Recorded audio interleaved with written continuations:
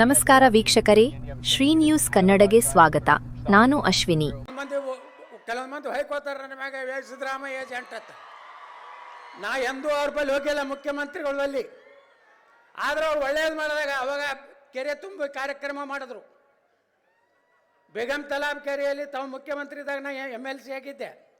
ಅವಾಗೂ ನಿಮ್ಗೆ ಅಭಿನಂದನೆಗಳನ್ನು ಧನ್ಯವಾದಗಳನ್ನು ನಾನು ಸಲ್ಲಿಸಿದ್ದೇನೆ.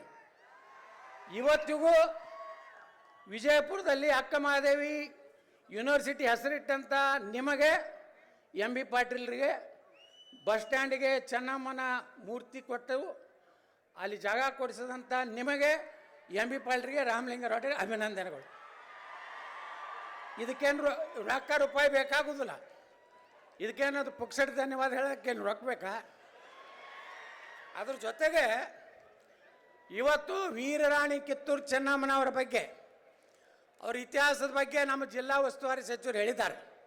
ನಾ ಹೆಚ್ಚು ವಿವರಣೆಗೆ ಹೋಗುವುದಿಲ್ಲ.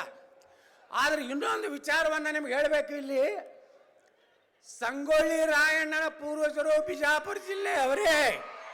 ಮತ್ತಷ್ಟು ಸುದ್ದಿಗಾಗಿ ನೋಡ್ತಾ ಇರಿ ಶ್ರೀ ನ್ಯೂಸ್ ಕನ್ನಡ.